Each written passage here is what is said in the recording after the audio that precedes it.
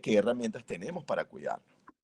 Lo primero que yo quería preguntarles, y vamos a ver aquí, yo voy a reducir un poquitico y así los voy leyendo, pues la idea es que vayamos compartiendo, pueden comer, hacer lo que ustedes quieran, pero la idea es que podamos interactuar. Lo primero que yo les quiero preguntar es, cuando hablamos de radiación, ¿a qué nos referimos? Es decir, escuchamos hablar de radiación, cuando hablamos de radiación, ¿a qué nos estamos refiriendo? Pueden ir aquí escribiendo aquí en el chat y los voy leyendo. A ver. Ok, Guillermo ya empezó. Vamos a ver quién más. A ver quién da más. Por acá nos dicen radiación, ondas electromagnéticas. Vamos a ver. Cuando hablamos de radiación, a ver.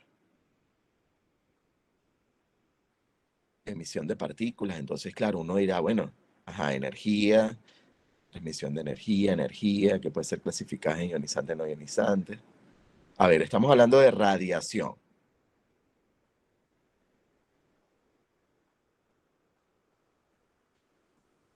Vamos a ver, lo sigo leyendo. Vamos a ver, lo sigo leyendo, lo sigo leyendo. No poseen masa. Vamos a ver. Vamos a ver aquí y además me voy a traer. eh,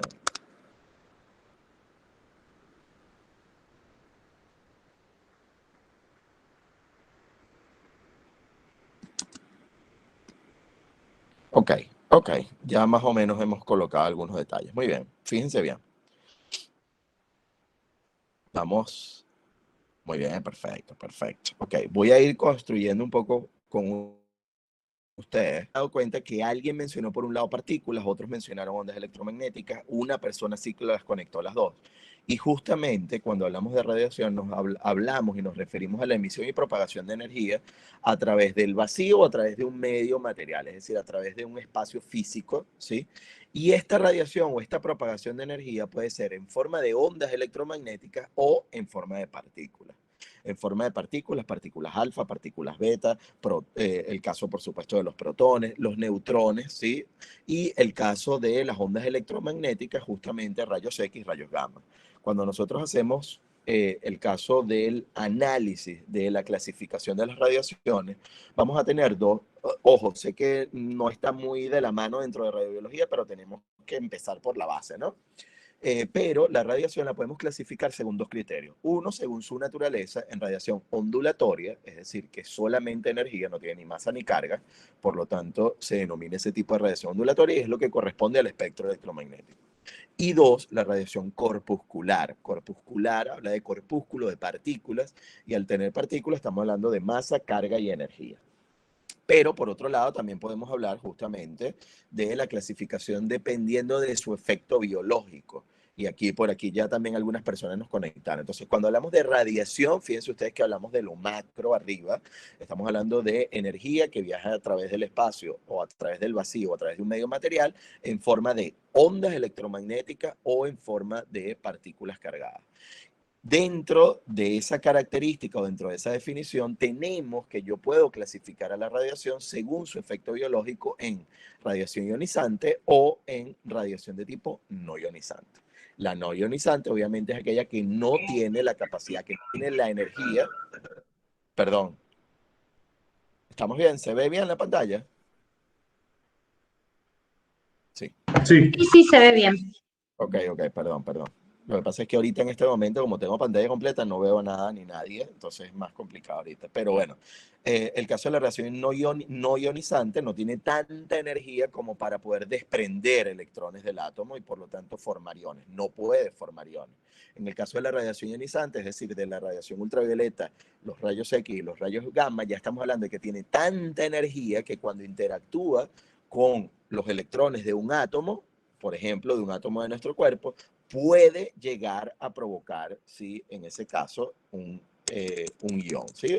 Es decir, provoca la liberación de un electrón y por consiguiente, perdónenme aquí, y por consiguiente, entonces vamos a poder justamente provocar ese par iónico, es decir, un átomo que está primero en estado neutro, es decir, tiene la misma cantidad de carga positiva que de negativa, libero un electrón y entonces ahora tengo un par iónico, tengo el átomo cargado positivamente más el electrón que obviamente ya he desprendido y que ahora va precisamente, va ahora a poder interactuar con otras áreas, ¿sí? O con otros elementos, con otros átomos de nuestro cuerpo. Entonces, bueno, muy bien. Entonces, bueno, dicho esto, por supuesto, vamos entonces, no sé si se ve aquí, ya vamos a ver. Sí. Si yo la pongo así, yo creo que los puedo ir leyendo también aquí a ustedes si monto esto acá. Listo, vale, perfecto. Perfecto.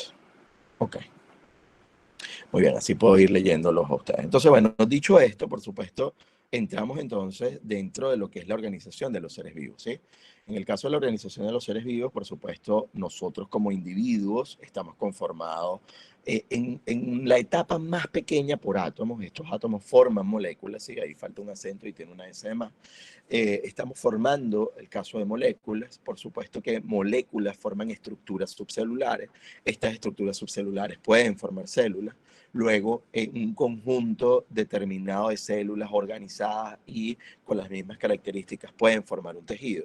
Y por supuesto, este tejido va a dar lugar a un órgano y un grupo de órganos se puede consolidar dentro de un sistema y podemos analizarlo dentro de un sistema.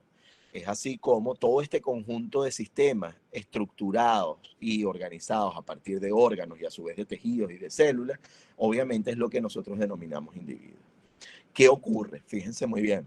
Nosotros los físicos normalmente estudiamos y analizamos, vamos a ver si aquí me permite, perfecto, y pluma. Ok.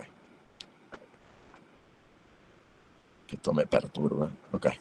Fíjense que normalmente nosotros los físicos analizamos justamente a este nivel, a nivel atómico, y es allí donde nosotros hablamos sobre la interacción de la radiación, por ejemplo, con la materia o las partículas con la materia, es decir, qué ocurre cuando un haz de rayos X choca contra un átomo, ¿sí? Y eso, bueno, obviamente, por ejemplo, si interactúa con electrones, si estamos hablando, por ejemplo, de partículas chocando contra átomos, pudiéramos estar hablando de los principios básicos de funcionamiento de los equipos, que eso tal vez lo pudiéramos ir organizando para un próximo taller, pero no nos vamos a concentrar hoy a ese nivel, más bien nos vamos a concentrar en qué ocurre justamente a este nivel, a nivel de moléculas, estructuras subcelulares y celulares, de manera tal de poder comprender qué ocurre cuando esta radiación, que en el caso, por supuesto, de lo que nos interesa y de lo que nos atañe, es radiación ionizante interactuando con la materia viva, bueno, que efectivamente, ¿qué es lo que ocurre?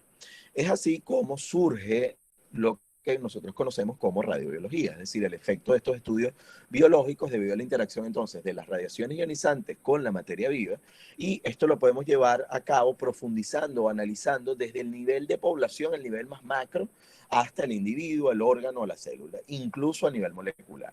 ¿Sí? Hoy justamente se cumplen 35 años justamente del accidente de Chernóbil, razón por la cual justamente la radiología también tuvo un avance muy significativo desde el punto de vista de evaluación de población y de cómo era el impacto de la radiación sobre una población en general. Sí, lo mismo pasó justamente con los sobrevivientes de las bombas de Hiroshima y Nagasaki.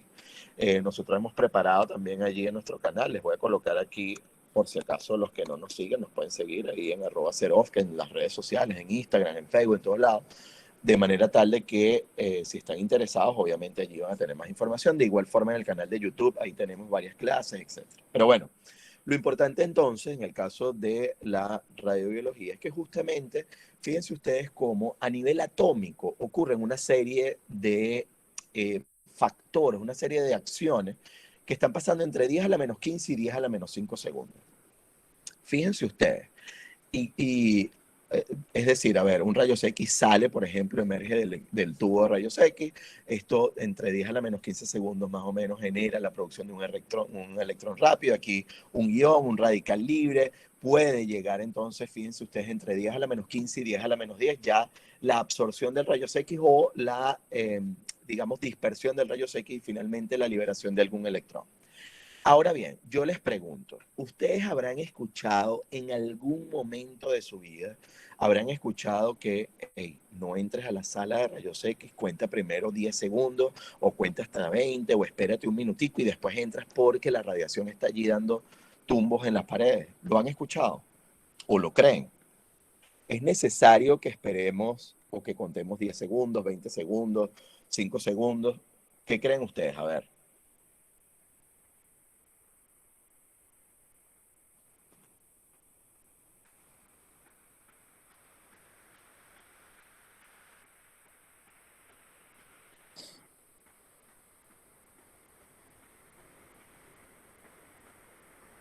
Ok, sí lo he escuchado.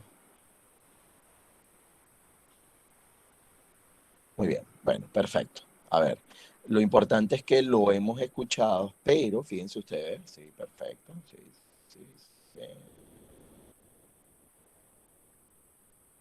Muy bien, ok.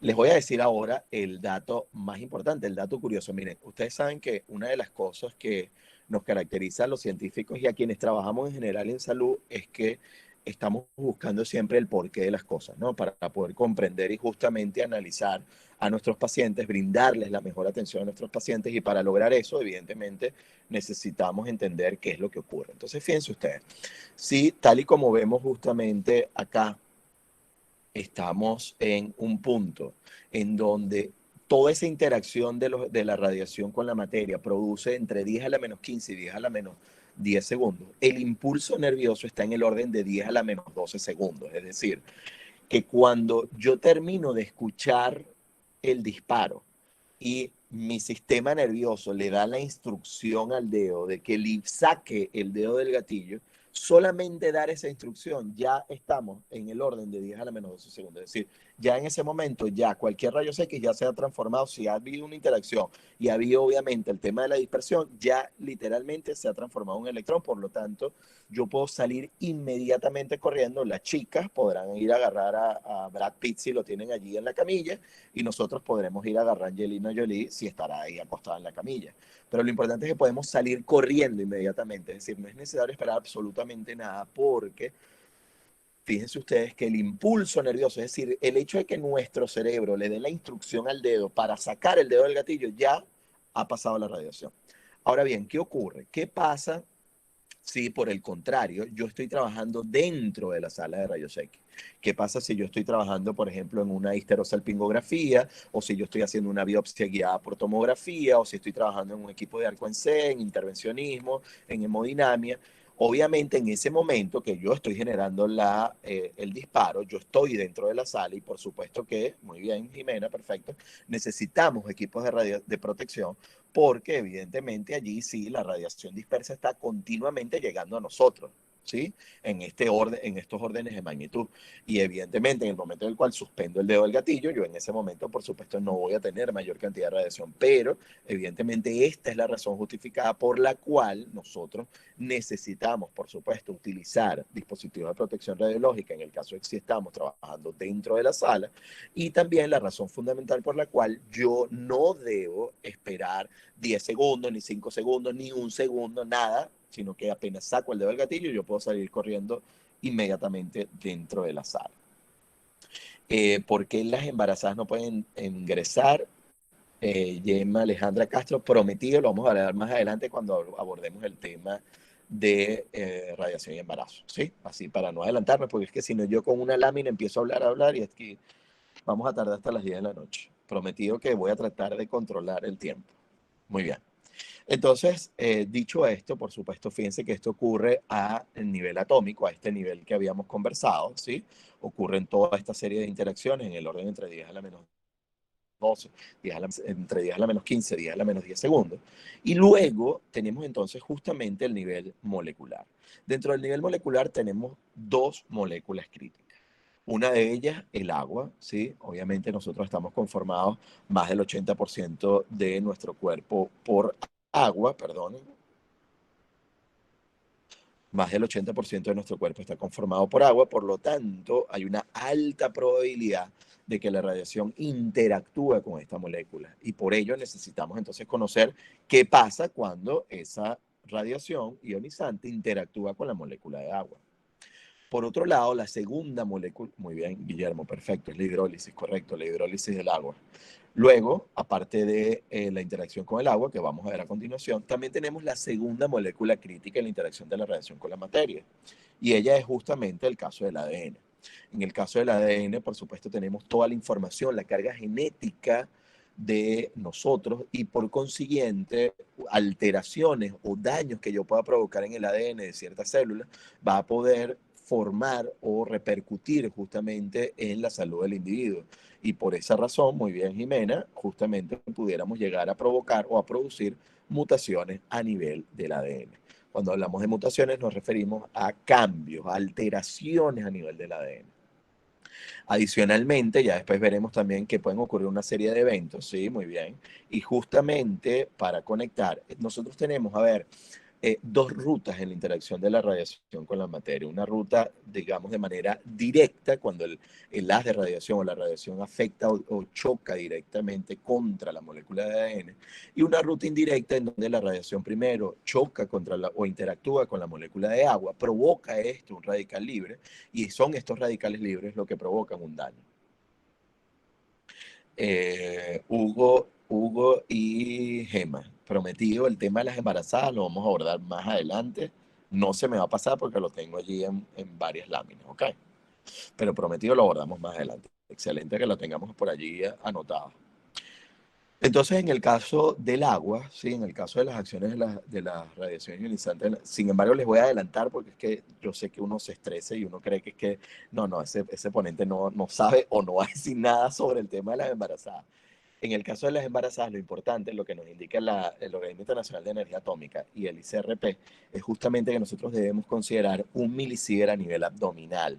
Es decir, sí, vamos a tener una consideración porque la trabajadora sigue siendo una trabajadora ocupacionalmente expuesta, pero ese bebé, ese feto, no es un trabajador ocupacionalmente expuesto y por lo tanto debemos considerarlo como si fuera un miembro del público. Por esa razón, ya ahí también voy conectando un poquitico con Gema, el hecho de que las embarazadas no es que no puedan ingresar. La paciente embarazada se puede realizar un estudio, sí se puede realizar un estudio. El detalle es que debe estar justificado, deben estar optimizados los parámetros técnicos y por supuesto en el paciente no tenemos límite de dosis, pero tenemos niveles de referencia que nos permiten justamente evaluar si nuestros protocolos se adaptan a las mejores prácticas a nivel mundial. Existen niveles de referencia regionales, mundiales, y por eso es importantísimo justamente tenerlos en consideración. Pero una paciente embarazada sí puede realizarse un estudio. Ahora, ¿una paciente embarazada va a ir a acompañar a un paciente? No. Es decir, no se justifica que tengamos a una persona embarazada como acompañante de el hijo o del esposo o de la mamá. Eso no puede ocurrir porque esa cantidad de radiación puede provocar algún tipo de alteración, por ejemplo, o aumentar el riesgo de aquí a 40 años, pero es un riesgo que no es necesario tomar. Entonces, por esa razón es que el tema de las embarazadas lo vamos a manejar más adelante. Muy bien, volviendo nuevamente a nuestro tema, el caso de la interacción entonces justamente con la molécula de agua, ¿qué ocurre en el caso de esta interacción? Justamente como alguno de ustedes dijo, se refiere a la hidrólisis del agua. En el caso de la hidrólisis del agua, desde el punto de vista estequiométrico, justamente tiene que ver con diversos cambios. Es decir, yo provoco primero justamente la ionización de la molécula, generando este ion positivo, la molécula como un ion positivo y un electrón ahora como un ion negativo. Luego hay una hidratación, genero entonces los radicales que conocemos como OH. Y justamente, fíjense ustedes qué ocurre. Ocurre que cuando yo rompo esta molécula de agua, provoco iones hidróxilo. Si yo agarro este ion hidróxilo y lo sumo con otro ion hidróxilo que pueda tener, por ejemplo, de otra molécula de agua, les pregunto yo, ¿qué moléculas se forman en este proceso de interacción o este proceso de hidrólisis? Es el H2O2, pero aquí, ¿cómo se le llama? A ver, comúnmente, ¿cómo lo llamamos en el ámbito médico el H2O2?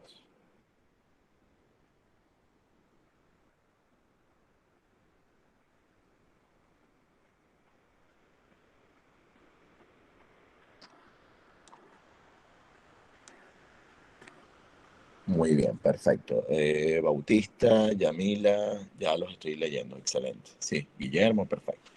Efectivamente es peróxido de hidrógeno, es decir, el peróxido de hidrógeno, eh, digamos, fuera para las chicas que se les gusta hacerse las mechas o si se cortan externamente y queremos colocar peróxido de hidrógeno maravilloso, pero tener peróxido de hidrógeno ahora dentro de la célula o en el ambiente intercelular ¿sí? Va a provocar justamente una alteración en la permeabilidad celular.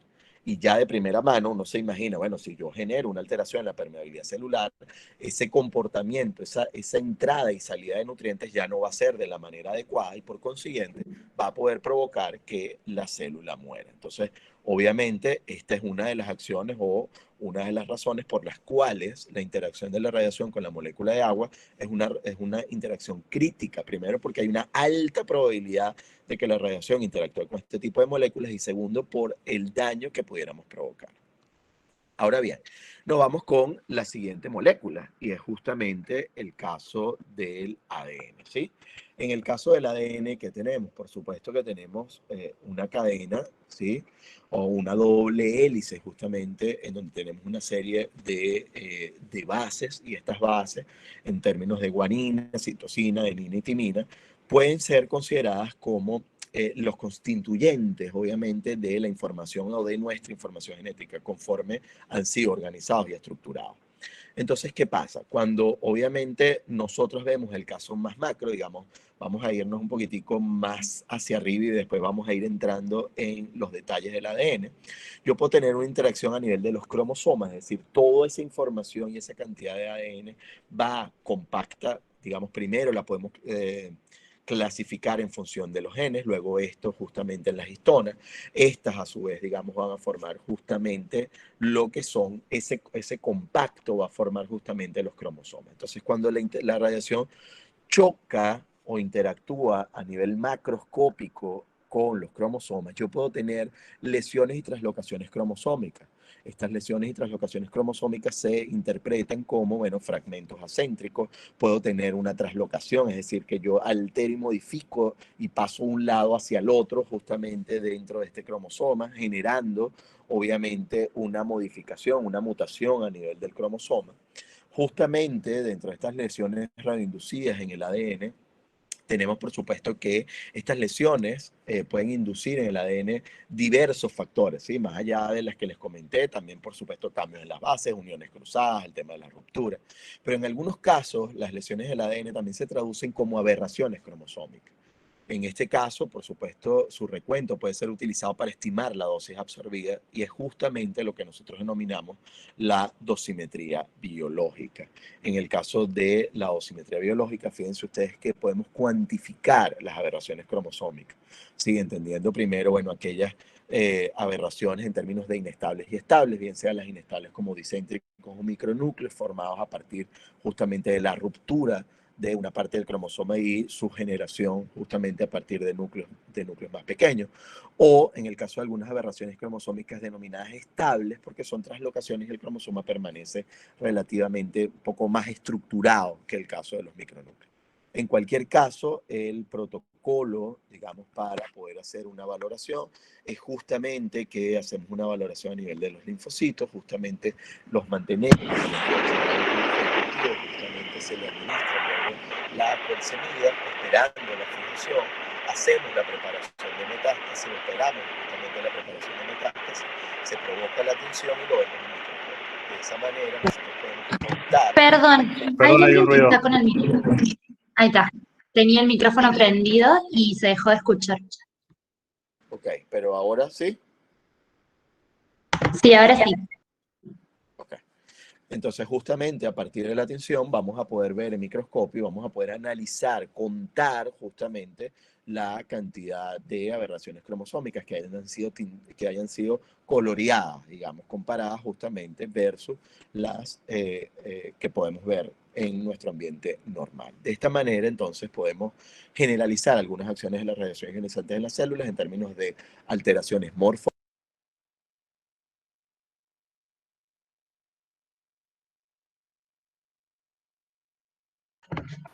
Perdón, ahí se le silenció el micrófono.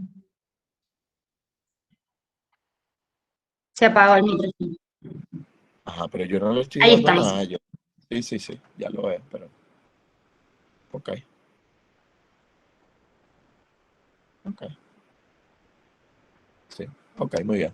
Entonces, también tenemos el tema de la desintegración de estructuras subcelulares como las mitocondrias o el aparato de Golgi, que van a dar lugar justamente a perturbaciones o modificaciones dentro de esta estructura. Dicho esto, ¿qué ocurre? Nosotros vamos a poder ver, vamos a verlo primero en esta lámina. Vamos a ver acá. Muy bien. Aquí lo vemos, lo que hemos visto anteriormente lo vimos a nivel macroscópico, ¿sí? A nivel macroscópico, entre comillas, justamente analizando el caso de los cromosomas. Ahora bien, ¿qué pasa cuando la radiación interactúa con dentro, digamos, a nivel más pequeño, a nivel del ADN? Es decir, que hemos generado alguna perturbación, por ejemplo, de las bases nitrogenadas. Fíjense ustedes que incluso dentro del ADN, una de las cosas que a mí siempre me ha llamado la atención desde que he preparado las primeras clases de radiología, tiene que ver con las estructuras de las bases. Si ustedes se dan cuenta, nosotros tenemos un grupo de bases como son la guanina y la adenina, que son estructuras de doble anillo, es decir, ustedes ven aquí dos anillos, ven aquí dos anillos, ¿sí? Son estructuras mucho más robustas en términos de que si la radiación lograra afectar y desprender, por ejemplo, algún átomo de hidrógeno, pero la estructura todavía permanecería relativamente fija. Si lo queremos imaginar en términos prácticos, un poco más fácil para uno recordarlo, sobre todo a nivel de, no sé, los exámenes, lo que sea, es justamente, imagínense, una mesa con 10 patas y que yo le cortara una de las patas. Obviamente, la mesa con las otras 9 patas se mantiene perfectamente. Ahora, ¿qué ocurre con las estructuras como la timina y la citosina, que son estructuras de un solo anillo? Perdón, iba a estornudar. Ok. En este caso, perdón.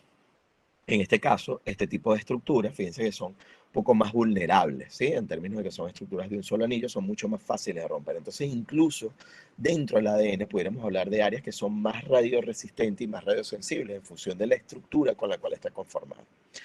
Ahora bien, cuando la radiación entonces interactúa con este ADN, tenemos tres opciones.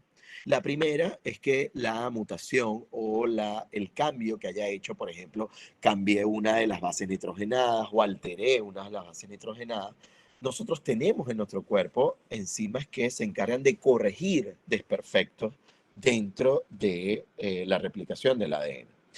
Por lo tanto, si la modificación o la mutación ha sido lo suficientemente pequeña, esto conlleva que la célula sea una célula viable, es decir, esa mutación es reparada a través de nuestras enzimas correctoras y esto sigue siendo una célula viable. Por lo tanto, aquí, perfecto, la célula permanece.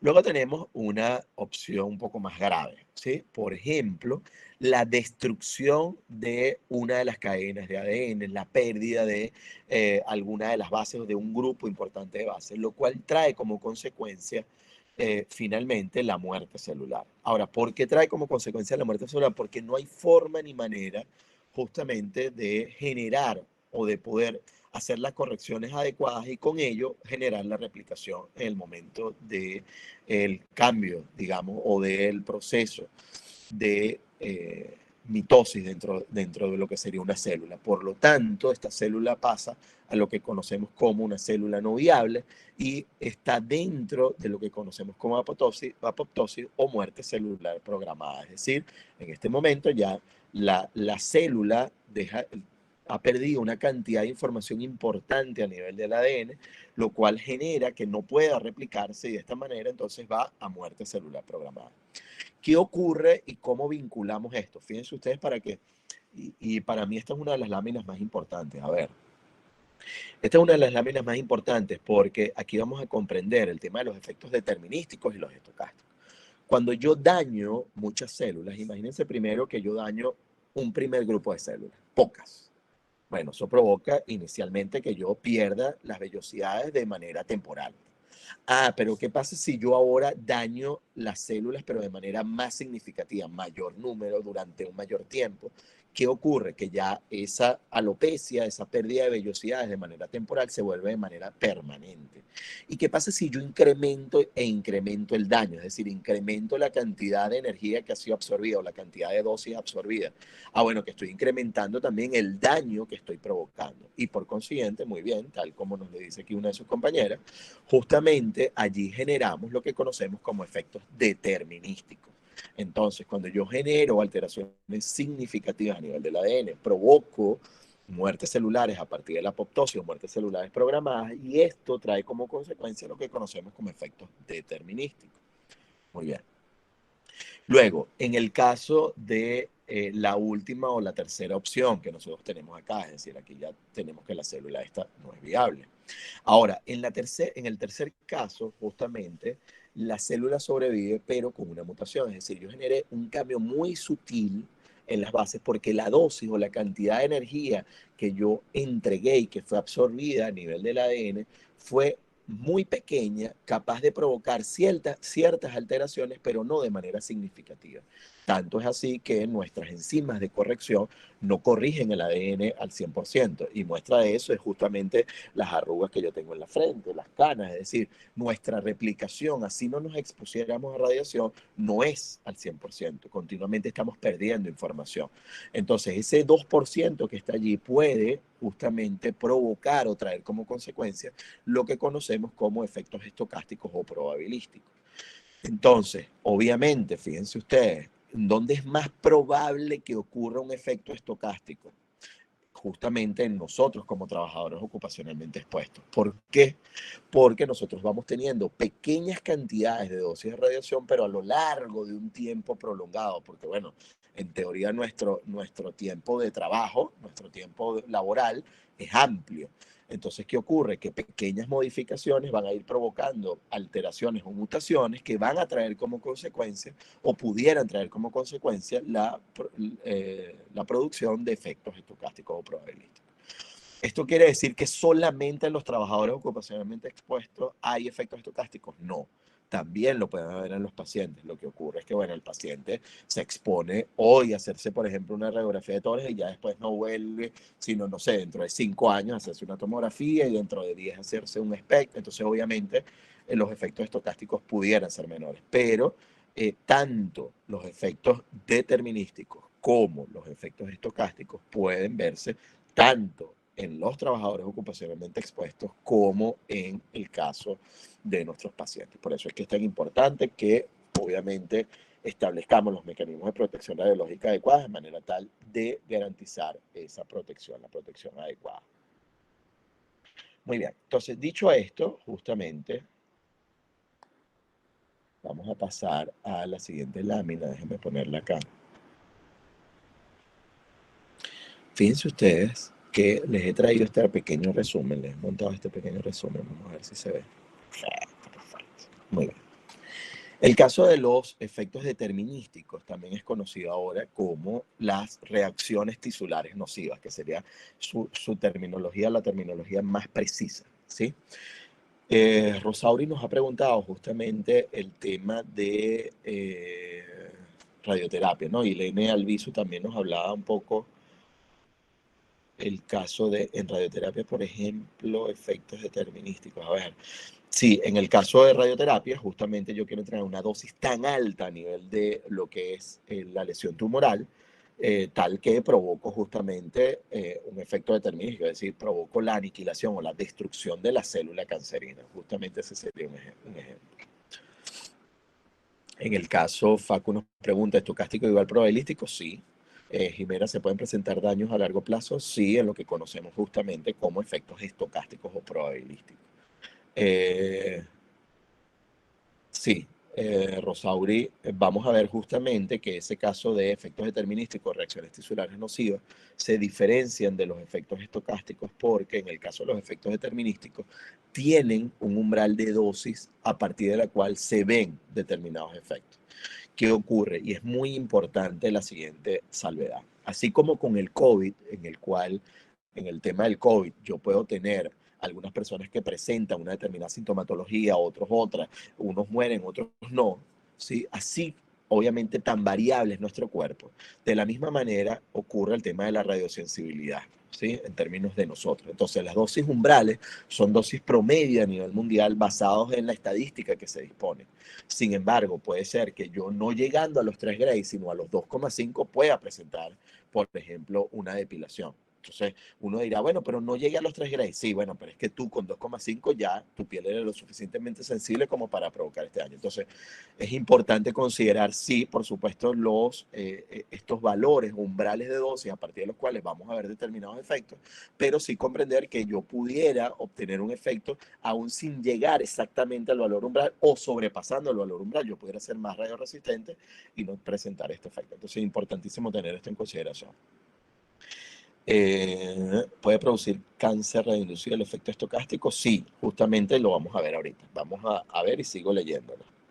Fíjense ustedes entonces acá en este resumen. Entonces tenemos la ruta directa o la ruta indirecta, interacción de la radiación contra el ADN, provoca un daño primario, es decir, lesiones en el ADN, y esto trae como consecuencia, 1, una respiración exitosa, perfecto.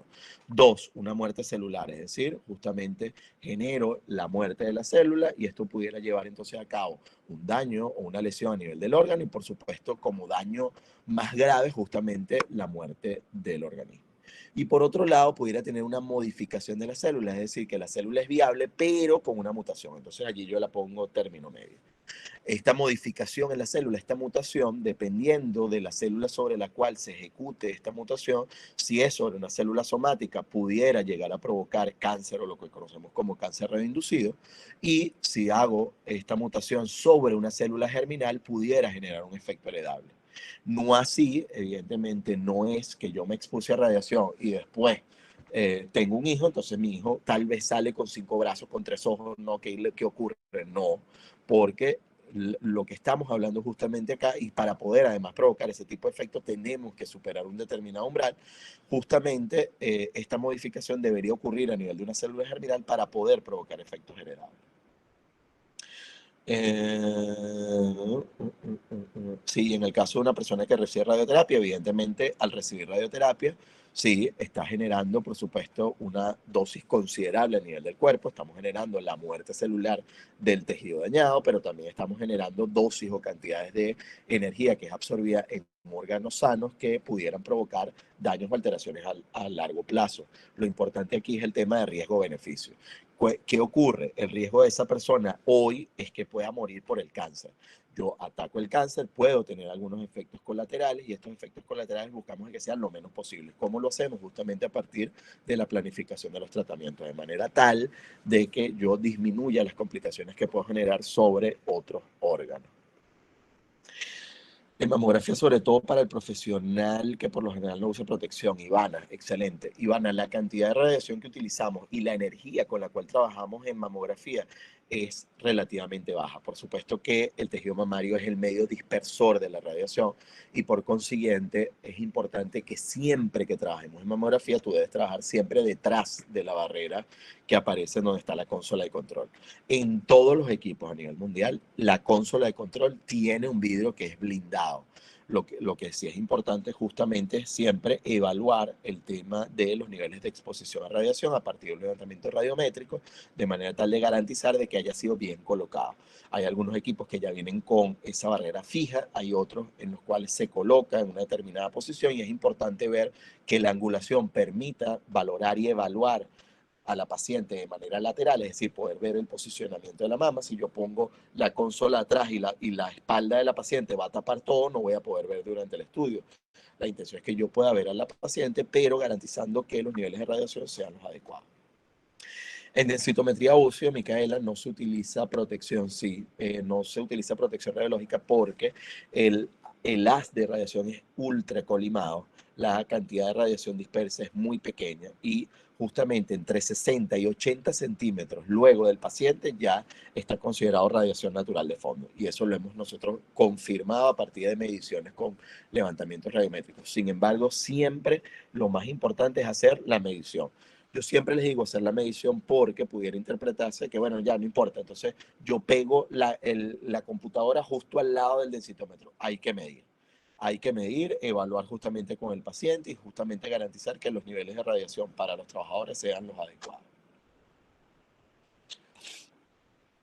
Sí, Jimena.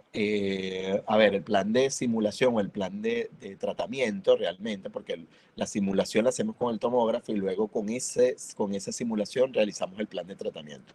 El plan de tratamiento de radioterapia tiene dos objetivos. Uno, entregar la mayor dosis de radiación en el tejido cancerígeno y entregar la menor cantidad de radiación posible en los órganos sanos. Esto a veces se cumple, a veces no se cumple o a veces se cumple parcialmente. Y esto trae como consecuencia que tengamos que tener una discusión entre el físico médico, el radioterapeuta oncólogo, justamente para valorar, mira, a este paciente vamos a poderle provocar, por ejemplo, la pérdida de salivación. Por ejemplo, cuando estamos haciendo cáncer de cabeza y cuello, a veces, debido a la cantidad de campos, los pacientes dejan de producir saliva.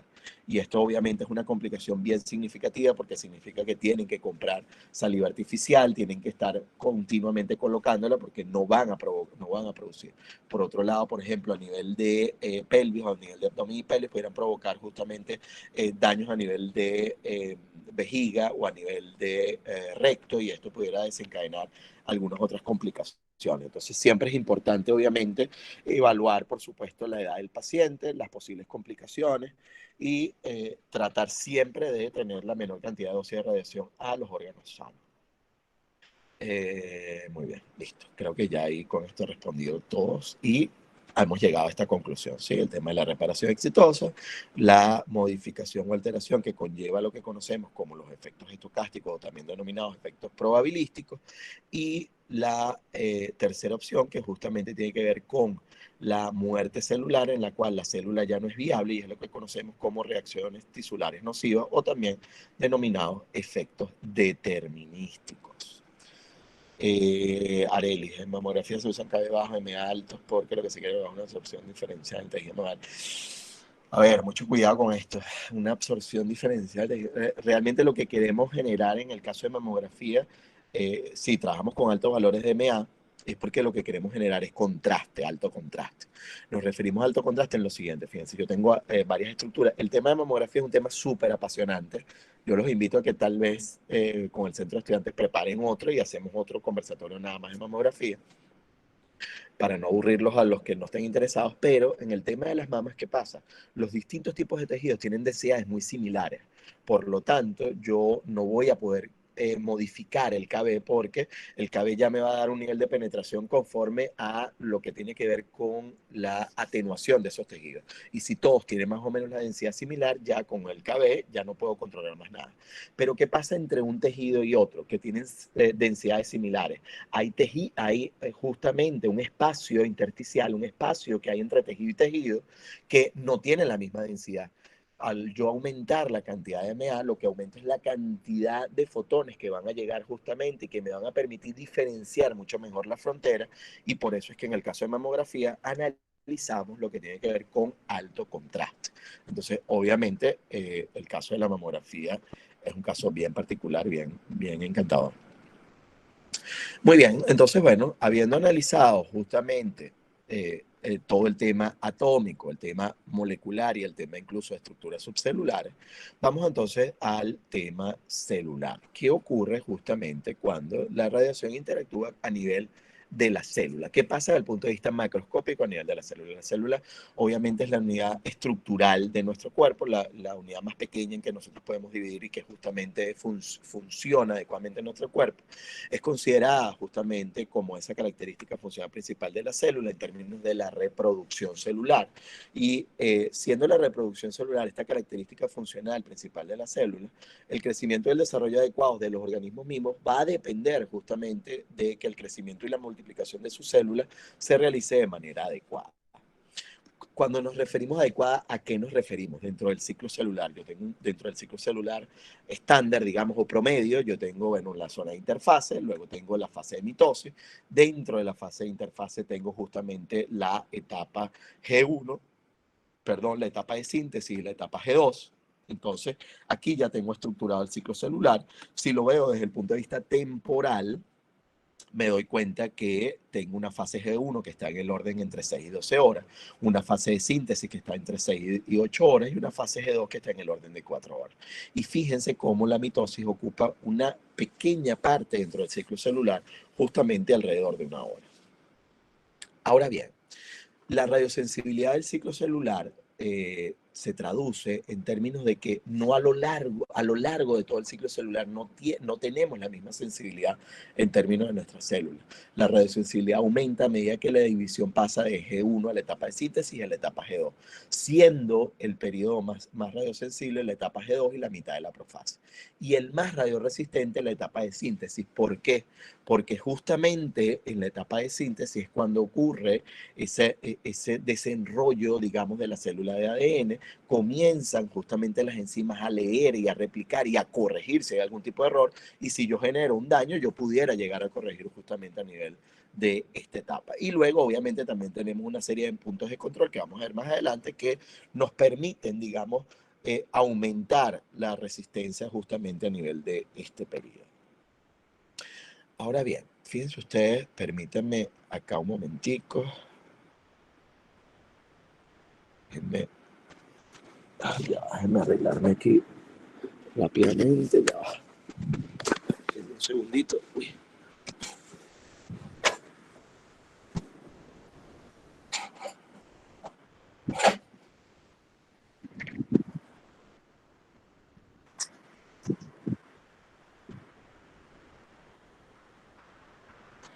Ok, ya estoy a trabajar aquí con ustedes. Perdón, es que estaba aquí organizando las cosas del live. Listo. Okay. Ya aquí me ven, ¿verdad? ¿Sí? Ah, yo no sé si ustedes me ven, además. Me deberían ver en chiquito aquí en la cara, aunque yo no sé si me estarán... Ah, ok, perfecto. Sí, aunque bueno, mejor que no me vean, sino que vean lo que estoy transmitiendo. Pero... Ok, entonces, dicho esto de la radiosensibilidad dentro del ciclo celular, fíjense ustedes que yo he dejado una parte por alto, y no es que la he dejado por alto, es que la vamos a abordar justamente acá, y es la etapa de la fase G0.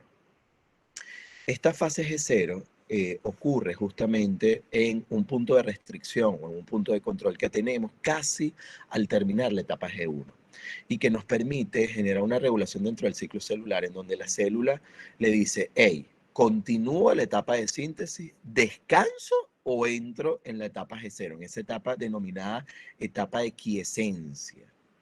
Ahora bien, ¿a qué nos referimos con esa etapa de quiescencia? ¿Alguno de ustedes sabe qué tipo de células, a ver, en nuestro cuerpo están así como en stand-by, en descanso, y cuando hay un determinado estímulo, ¡pum!, entran nuevamente en ese ciclo celular y empiezan a crecer?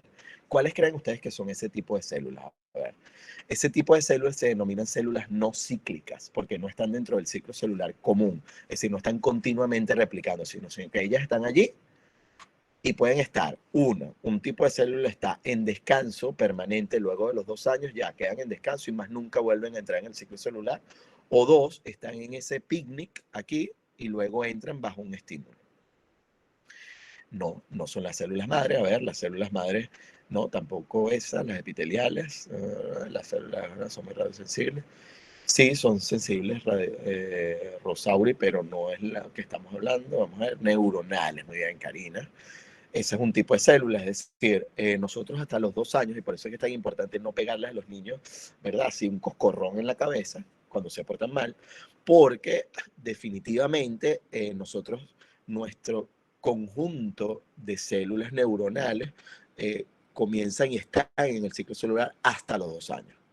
Luego de los 2 años, con lo que hayamos quedado, con eso vamos a morir o con menos, ¿no? Porque hay obviamente células neuronales que pudieran llegar a morir debido a drogas, etcétera, diferentes factores que pueden entrar allí en juego. Muy bien, entonces ese es un tipo de célula no cíclica. ¿Y cuál será la otra? A ver, ¿cómo saben ustedes? Les voy a dar una ayuda.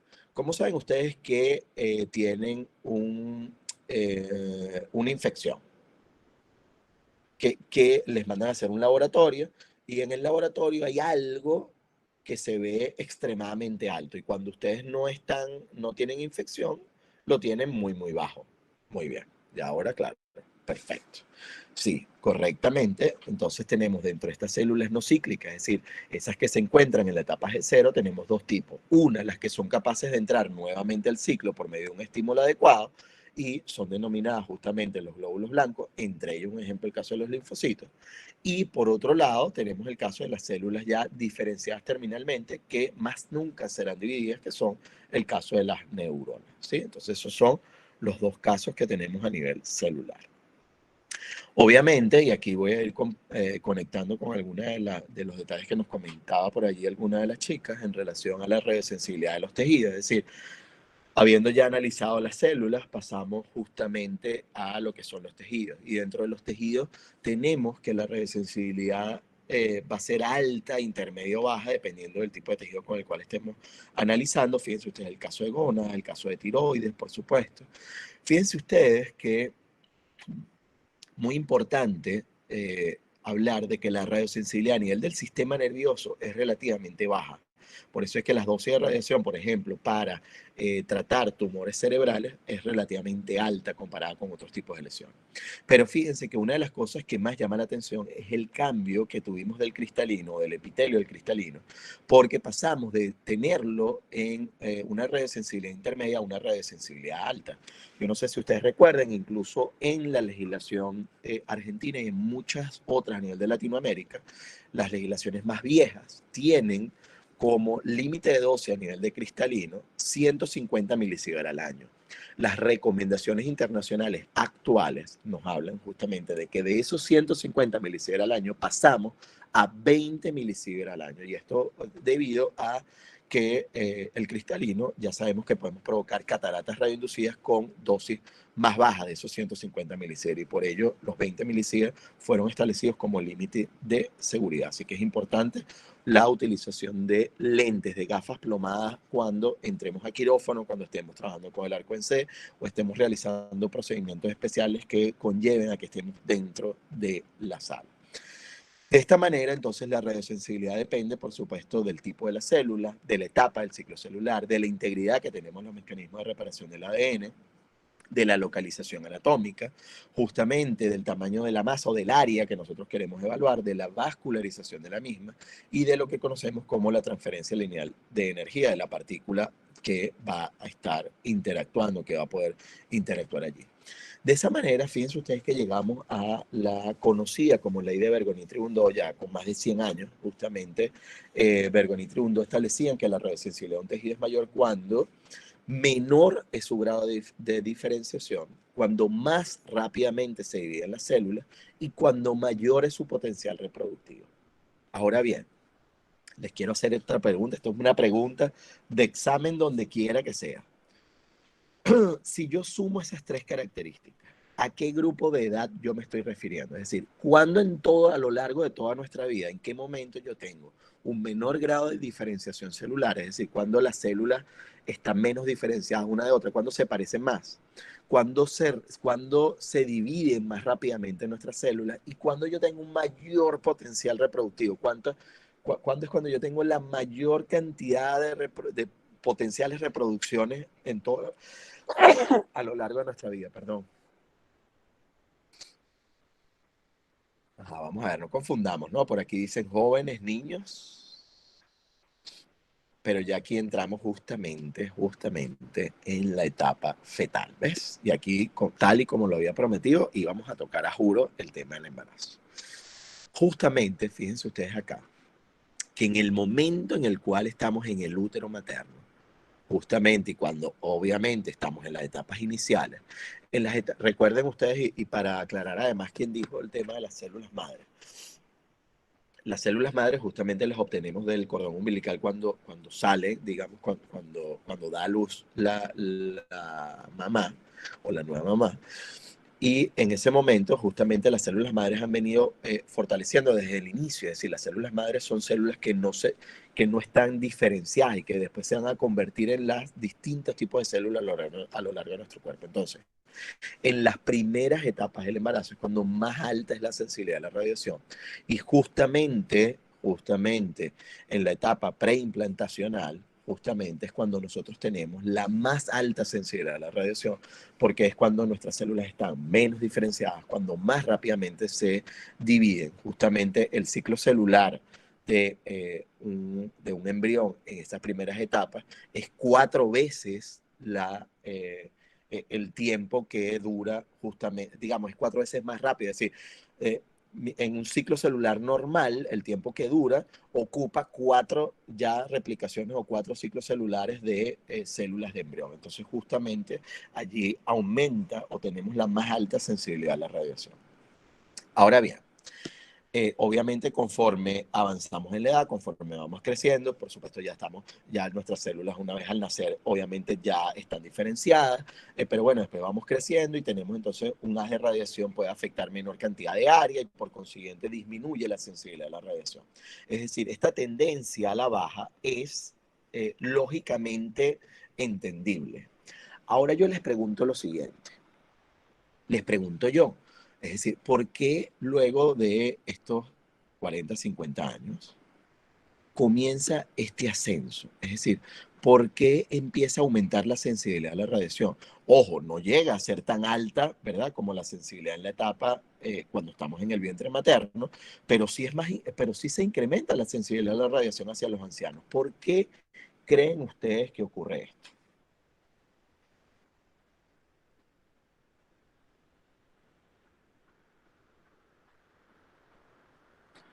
No, pero ajá, a ver, está más desarrollado.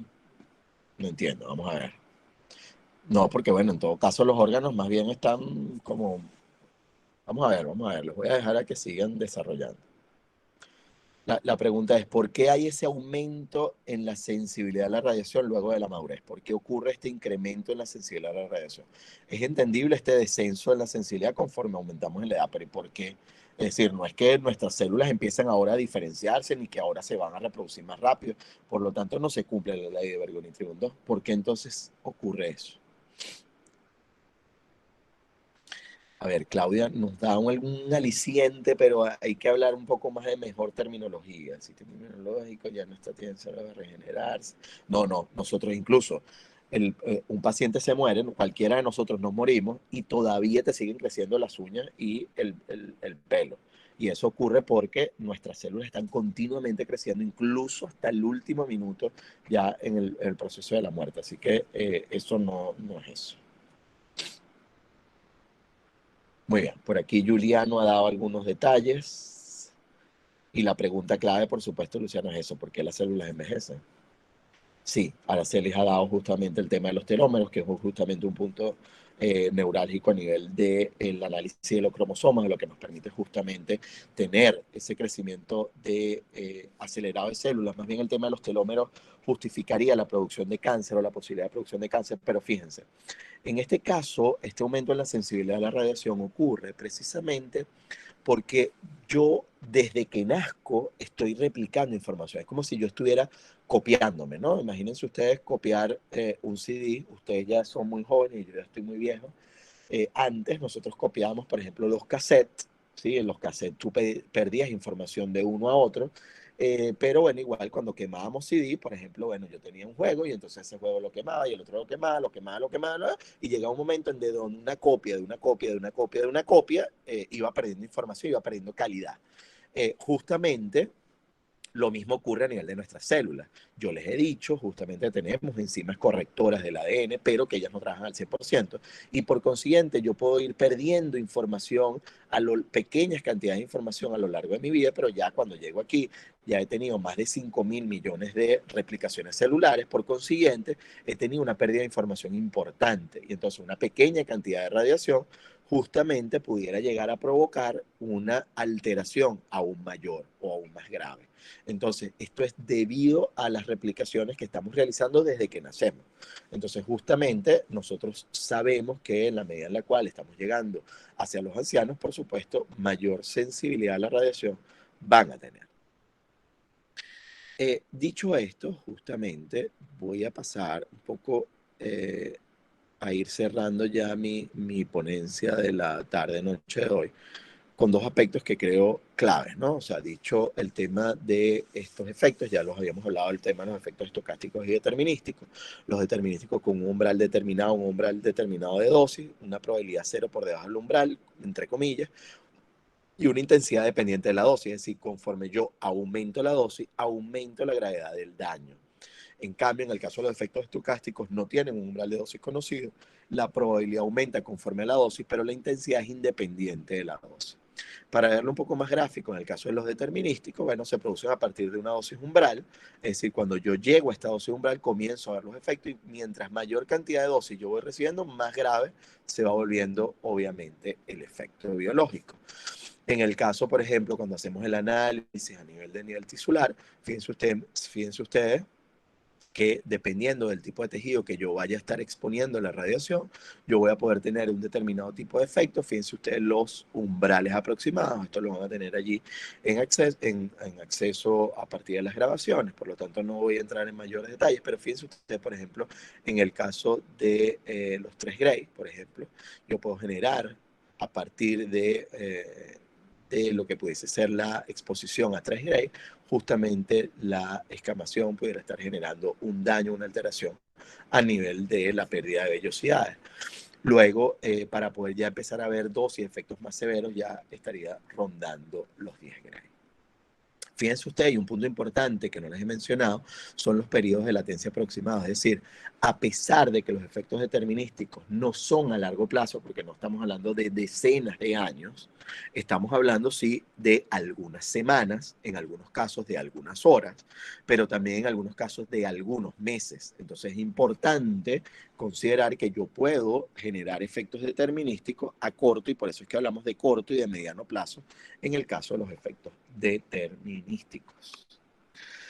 Algunos ejemplos, por ejemplo, efectos a nivel de cavidad oral, por supuesto puedo provocar, por ejemplo, osteoradionecrosis, puedo provocar, por supuesto, alopecia, por ejemplo, en el caso de aquí tenemos más de otra radionecrosis, vamos a ver aquí, igual tal, aquí tenemos alopecia. Estos son de algunos efectos provenientes de la literatura del Organismo Internacional de Energía Atómica de accidentes que han ocurrido en pacientes, accidentes que han ocurrido con fuentes radiactivas, pero también tenemos efectos que han ocurrido en pacientes, es decir, un paciente sometido a un procedimiento de una angiografía coronaria múltiple con la colocación de una angioplastia posterior, trae como consecuencia, fíjense ustedes, una quemadura, primero entre 6 y 8 semanas, luego pareciera que hay una mejoría, sin embargo las células no logran fijarse, las células en el borde, y luego justamente entre las 18 y los 21 meses, fíjense ustedes cómo nuevamente ocurre este tema de las quemaduras radioinducidas.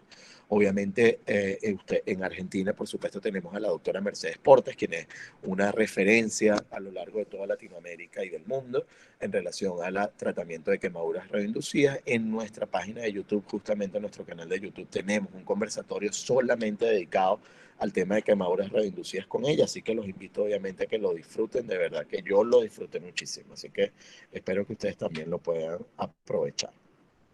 Luego también, bueno, algunos otros casos, este es un caso también de un paciente que tuvimos en el caso de Venezuela, fíjense ustedes cómo el daño significativo hasta que ya después, 3 años después, fíjense ustedes aquí tratado justamente ha sido mejor.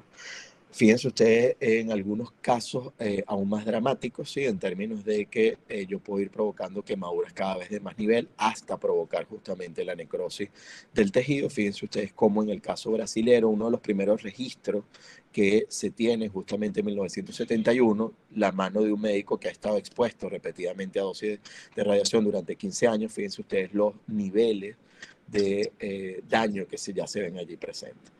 Si ustedes quieren ver algún ejemplo adicional, no la traje para acá, pero en la película de Curie, que ya está libre en Netflix, van a poder ver justamente, tuvieron el detalle o tuvieron la precaución de que cuando ella cae y está en el piso, si ustedes se fijan en la mano derecha de Marie Curie, van a ver un enrojecimiento en esta área justamente entre el pulgar y el dedo índice, y tiene que ver justamente por el lugar donde ella sostenía continuamente el material radiactivo. Obviamente ya ahí provocando un daño y una quemadura significativa. Y luego este daño, que es uno de los daños más significativos del accidente de Goiânia, justamente fíjense ustedes cómo ha provocado esta necrosis a nivel de las dos extremidades, que luego terminó con la amputación de ambos miembros y finalmente con la muerte de esta persona. Por lo consiguiente, lo que les quiero decir es que los efectos determinísticos sí tienen un umbral de dosis, pero en la medida en la cual aumento la dosis, aumento la gravedad del daño hasta llegar a un caso como este, en donde llego justamente a la muerte. Finalmente, entonces, ya a manera ya de cierre, obviamente tenemos el caso de los efectos estocásticos o probabilísticos. Justamente acá tenemos la posibilidad de producción. Aquí sí puedo volver. No se va a activar.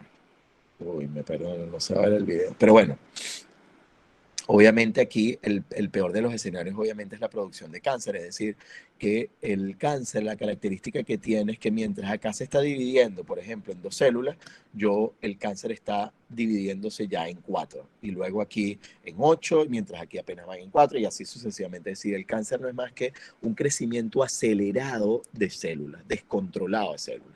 Por ello, cuando hay una afectación del telómero que controla justamente hasta dónde yo voy a empezar a dividir esa célula, cuando yo pierdo ese mecanismo de control, comienza una aceleración importante a nivel de lo que pudiese ser la generación de cáncer. Entonces, en el caso, mira, aquí está, perfecto. Yo rayándolo ahí, vamos, gráficamente mejor. Pero fíjense ustedes cómo en el mismo periodo de tiempo que yo estoy replicando allí un determinado grupo de células normales, fíjense ustedes cómo crecen las células cancerígenas, ¿no? Y por eso es que luego eso se puede cambiar y puede ir llevando primero a una lesión tumoral benigna, luego una lesión maligna y finalmente pudiera llegar. No tiene sonido más allá de un ruidito que tenía ahí de fondo, así que no hay que preocuparse. Lo importante es lo que yo les estoy diciendo. Pero luego de que tenemos la benigna, la maligna, finalmente una de esas celulitas pudiera migrar a través del torrente sanguíneo y llegar finalmente a producir la metástasis. Entonces, obviamente, este es el caso del cáncer. Así, dentro de los efectos probabilísticos, también conocidos como estocásticos, no existe una dosis umbral, sino que a medida que yo aumento la dosis, aumenta la probabilidad justamente de llegar a producir una lesión, como pudiese ser, por ejemplo, el cáncer. Y fíjense que sin importar la dosis, la severidad del daño permanece intacta. Es decir, no es porque yo haya recibido más dosis, ahora yo voy a tener un cáncer radioinducido más fuerte que otro, más intenso, que se replica más o que va a ser más agresivo. Eso no ocurre, ¿ok? Bueno, lo otro que es importante, por supuesto, es que de los efectos biológicos, pasar a las normas básicas de protección radiológica conlleva justamente a un análisis, es decir, los Estados miembros, los laboratorios científicos, las ONG aportan datos a la USCAR, que es justamente dentro de Naciones Unidas, ¿sí? Un organismo adscrito dentro de Naciones Unidas que permite hacer análisis de la epistemología, de los niveles, de los efectos y trae como consecuencia la entrega de resultados a los países miembros y por supuesto a toda la ONU. De esta manera también da los efectos al ICRP, ¿sí? Y también trae como consecuencia, trae como conclusión los niveles que debe entregar a la OIE, a la OMS, a la FAO, a diferentes instituciones a nivel mundial. El ICRP, justamente la Comisión Internacional de Protección Radiológica, tiene que analizar y justamente determinar los paradigmas, la protección, los principios y unidades que vamos a ir tomando en consideración. De esta manera se generan recomendaciones que van también hacia la OIE, hacia organismos multilaterales, y luego justamente estos organismos internacionales aportan a partir de una implementación y de una capacitación a los Estados miembros, quienes le dan una retroalimentación a los mismos. Esto es muy importante considerarlo porque a veces se considera, no, es que porque lo dijo el ICRP, entonces hay que considerarlo válido, porque lo dijo la OEA, sí. Es decir, porque no es que lo dijo ellos, no es que lo dijeron ellos un grupo de 3 científicos sentados en Viena tomando café, no. Es que lo dijeron a partir de un montón de discusiones, de análisis, de expertos, de grupos y de asociaciones de laboratorios científicos que han analizado una cantidad de parámetros y que luego de un cierto tiempo justamente traen como consecuencia esto. Muy bien, dicho esto, creo que ya estamos en el cierre, sí. Sí, vale, ya terminamos. Entonces, bueno, y aquí voy justamente, ¿cuánto tiempo es recomendable ser trabajador ocupacionalmente expuesto, Micaela? Justamente esta es la pregunta. A ver, nosotros a los miembros del público le asignamos un límite de dosis que es de 1 milisievert al año. Nosotros nos exponemos, digamos, nosotros los seres humanos en general, sea que no trabajemos en un servicio de imagenología, o sea que seamos taxistas o amas de casa o ingenieros o lo que sea, nuestra dosis promedio mundial es de 2,4 milisievert al año. Y por eso se establece un límite de dosis al público de 1 milisievert al año debido a radiación ionizante provocado por el ámbito médico. De aquí tenemos entonces esto que conocemos como dosis de fondo, ¿sí? El cual es estas 2,4 milisieverts por año. Hay algunos países como Bulgaria, Hungría, que tienen niveles de radiación más altos. Sin embargo, la dosis de fondo promedio a nivel mundial, 2,4 milisieverts por año. El límite de dosis de nosotros como trabajadores ocupacionalmente expuestos es de 20 milisieverts al año. Entonces, ¿qué quiere decir esto? ¿Qué es lo que se ha detectado?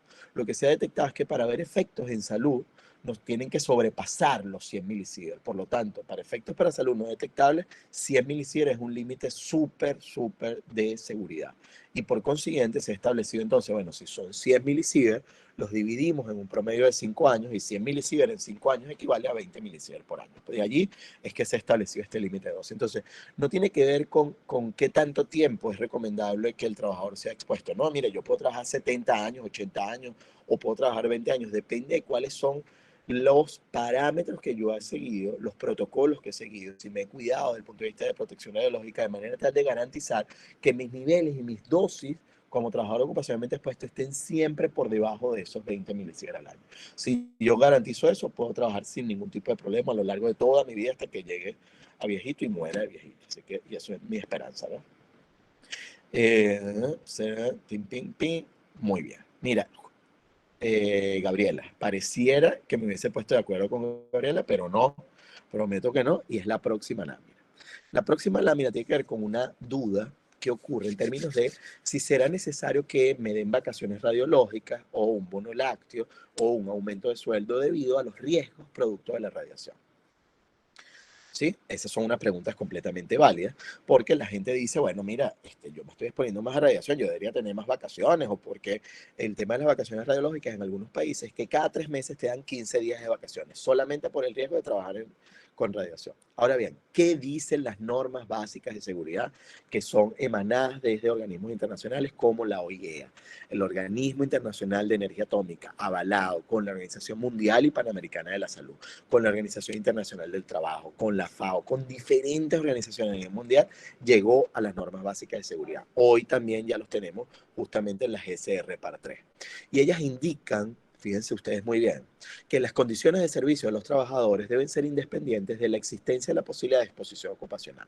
No se deberán conceder ni utilizar como sustitutivo de la adopción de medidas de protección y seguridad adecuadas compensaciones especiales, un tratamiento de preferencia en lo que respecta a sueldo, una protección especial por un seguro, horas de trabajo, duración de vacaciones, etcétera, etcétera. ¿Qué quiere decir esto? Quiere decir que a pesar de que yo estoy trabajando con radiación, si yo y mi institución cumple con tenemos la dosimetría, un dosímetro personal que es intransferible y que estamos leyendo de manera mensual. Se realizan los levantamientos radiométricos de manera tal de garantizar que la cantidad de radiación que hay detrás de las barreras plomadas sea la adecuada. Se le hace un control de calidad a los equipos de manera anual, de manera tal de garantizar que la dosis de radiación para nuestros pacientes sea la adecuada, pero que la radiación de fuga también sea la menor posible para que nosotros estemos protegidos. Y adicionalmente yo tengo los dispositivos de protección radiológica adecuados y además bajo una evaluación constante por parte de nuestro personal de físicos médicos o de oficiales de protección radiológica. Yo estoy optimizando los parámetros técnicos, es decir, yo cumplo con todas las medidas de protección radiológica, yo no debo tener ningún tipo de sustitutivo de esas medidas. Y no porque, bueno, mira, yo no te voy a dar el dosímetro, yo no te arreglo las chaquetas plomadas o los dispositivos plomados, bueno, entonces nada, yo te compenso con unas vacaciones o yo te doy mayor tiempo te adelanto la jubilación o te doy un bono. No, yo debo, digamos, toda institución de salud debe cumplir con la ley, debe cumplir justamente con la adopción de medidas de protección y seguridad adecuadas.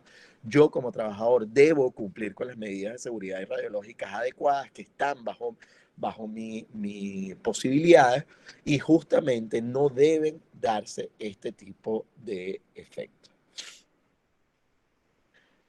Y bueno, y con esto he terminado mi presentación de la tarde de hoy. Que además espero que, bueno, que la hayan disfrutado, que no se hayan dormido y que nos hayan acompañado. Aunque ahí veo, bueno, tenemos 197, teníamos como 206, una cosa así, pero bueno, no cayeron tantos. Pues si alguien se durmió, durmieron pocos. Pues así que espero que que no hayamos perdido muchos. Por aquí, Buenísimo. Muchas, qué muchas bueno. gracias. Primero que nada, cuánta información y qué importante todo lo que se habló en el taller. Más que nada agradecerle a nuestro disertante por la capacitación, por toda la información y por lo importante que es remarcar este tipo de factores dentro de nuestra profesión, ¿no? Eh, con respecto a los participantes, sí, tuvimos más de 200 personas conectadas y muchísima participación por parte de los oyentes. Antes de finalizar, pregunto, ¿alguien quiere realizar alguna pregunta? ¿Se quedó con alguna duda? Ujú. ¿Algún comentario? ¿Algo? Sí, por aquí hay una pregunta que estaba leyendo que trataba el tema de los dosímetros. Si son confiables los dosímetros, hay algunos que dan falsos valores. Fíjense. A ver, los dosímetros son confiables. Obviamente, todos los laboratorios dosimétricos tienen que tener curvas de calibración de manera constante. Deben evaluarse, por supuesto, que los dosímetros más fiables son aquellos de ópticamente estimulados, que son la última tendencia, digamos, a nivel mundial. Luego de ellos tenemos los termoluminiscentes, o también conocidos como los TLE, y los menos confiables son los dosímetros de película, porque son aquellos que tienen la posibilidad de tener alteración en los registros, bien sea de subregistrar o de suprarregistrar. Entonces, obviamente, el uso adecuado de los dosímetros tiene también una serie de características, entre ellos que es intransferible, que ustedes deben colocárselo justamente a nivel del tórax, a nivel superior izquierdo, justamente porque allí se han hecho los cálculos y las gráficas en términos de la cantidad de exposición a radiación. Segundo, el hecho de que yo no lo debo exponer a radiación de manera directa. También el hecho de que, bueno, yo me lo debo colocar en el momento en el cual llego al servicio y debo retirarlo y colocarlo en un ambiente protegido en donde no esté expuesto a radiación antes de retirarme de la institución de salud. No es que yo lo puedo dejar guindado en la bata y la bata allí en la consola de control donde la cantidad de radiación que llega justamente o la radiación de fondo a nivel de la consola va a ser mayor que en la zona administrativa, por ejemplo. Entonces, obviamente, ese tipo de consideraciones puede afectar la dosis y puede afectar justamente la lectura de los dosímetros. Entonces, bueno, evidentemente, si se saben utilizar, si se utilizan de la manera adecuada, sí, son confiables y obviamente es una referencia para todos nosotros en términos de hacer un análisis de la cantidad de radiación que cada uno de ustedes recibe como trabajador. Que es posible que hayan dosímetros o que, no sé, que en el momento de que se llevan los dosímetros se pierda alguno, que la información quede traspapelada. Bueno, eso es posible, por supuesto, pero definitivamente en términos de la tecnología utilizada, los mejores son los ópticamente estimulados, luego le siguen los termoluminiscentes y finalmente los de película que ya están, la recomendación es dejarlos de utilizar en cualquier parte del mundo. Genial. Ahí en el chat son todos comentarios súper positivos, excelente charla, felicitaciones, agradecimientos a usted. Gracias. Ahí José Roberto Allende hizo una pregunta, no sé si alcanza a visualizarla. Vamos a ver, a ver. Si no, se la leo. Sí, ya la tengo, sí. Cuando se planteó Bueno, esto de las medidas de seguridad, se toman en cuenta los aspectos legales internacionales. Aún así, sabemos que las instituciones a veces dejan librado a la profesión. Sí, ojo, nuevamente y siempre lo repito en todas mis conferencias. Yo les estoy hablando del deber ser, ¿sí? Este es el deber ser que entregan los organismos internacionales. Nuestros países son países miembros, ¿sí? Es decir, todos quienes nos están acompañando de toda América Latina, en Argentina obviamente es un país miembro del Organismo Internacional de Energía Atómica y como país miembro está obligado a regirse bajo este paraguas de las recomendaciones internacionales. Si bien es cierto, estas recomendaciones no tienen rango de ley, es decir, yo no es que puedo castigar a uno o premiar a uno debido a estas recomendaciones, lo que sí es cierto es que sirven de paraguas desde el punto de vista legal para nuestros países. En muchos países, incluso en el caso australiano, por ejemplo, si ustedes ven la norma australiana, le pusieron la portada de la norma australiana y luego de eso hay una página que dice esta norma ha sido tomada de la GCR Par 3 y lo que hicieron fue copiarse todas las GCR Par 3. Es decir, ellos dijeron, mira, no vamos a perder tiempo, esto está lo último actualizado, nosotros no vamos a tener especialistas para desarrollar esto, es mejor que lo desarrollemos de esta manera. Me parece fantástico, pues bueno, ya se pegan directamente a las normas internacionales. Ahora bien, nuestros países al ser países miembros, tienen mecanismos legales desde el punto de vista de que tenemos autoridades reguladoras, ¿sí? Que se deben velar porque se cumplan las leyes y porque obviamente actualicemos las leyes a las recomendaciones internacionales más actuales. Por supuesto, si esto no se cumple por diferentes factores, por burocracia, porque no está el personal capacitado, porque no tiene la infraestructura o la logística adecuada, lo que sí queda de nosotros es nosotros capacitarnos de manera continua, conocer cuáles son las normas y recomendaciones internacionales más actuales que nos permitan justamente que nosotros trabajemos de manera segura. Porque si bien es cierto, hay una cantidad de cosas que tiene que hacer el empleador, también hay muchísimas más cosas que nosotros debemos hacer para protegernos a nosotros y proteger a nuestros pacientes. Buenísimo. Si no hay más preguntas, yo por ahí leo todos comentarios positivos. Seguro, gracias. No, más bien, mira, de verdad, gracias a ustedes. Como verán, a mí me encanta hablar, así que a mí me tienen que dar un golpe para hablar y 10 para callarme. Entonces, obviamente, de verdad, más bien, muchísimas gracias a ustedes de verdad por permitirme poderlos acompañar y siempre a la orden, por supuesto. Yo creo que hay muchísimas cosas que podemos ir trabajando, el tema de mamografía, pero bueno, como eso, hay de todo, arco en C, tomografía, medicina nuclear. Yo creo que este mundo es un mundo súper apasionante y que está lleno de muchas aristas, ¿no? Que hay que ir analizando conforme uno va avanzando. Así que de mi parte, más bien súper agradecido con todos ustedes y que me hayan acompañado. Espero que no se hayan dormido, así que ya para mí es un gran logro. Y por supuesto, sí que nos sigan en nuestras redes. Yo por allí se las escribí al principio, se las vuelvo a colocar por allí, Sí, por porque favor. siempre estamos colocando siempre información y cosas. De igual forma, en el caso del canal de YouTube, incluso se los voy a poner, les voy a mandar aquí vamos a ver si lo tengo aquí rápidamente, para que puedan compartirlo y puedan ir viendo parte de la información que hemos venido preparando para todos, ¿no? Ese es obviamente acceso gratuito, así que pueden estar ahí sin problema. Así que bueno, Buenísimo, muchísimas muchísimas gracias. gracias. Gracias a ti, Ángela, de verdad, por haber amenizado este encuentro y de verdad, gracias a todos por acompañarnos. No, por favor, muchísimas gracias a usted por seguir formándonos como profesionales y muchas gracias a todos por estar del otro lado. Esperamos tenerlos de nuevo en estos espacios de formación y esperamos volver a verlo porque lo están pidiendo en todos los comentarios, piden de nuevo. Gracias, gracias, Así que gracias. bueno, estar atentos a las redes y que tengan una buena semana todos. Seguro, gracias. Feliz fin de semana, feliz semana y a cuidarse muchísimo. Hasta luego. Adiós. Hasta luego.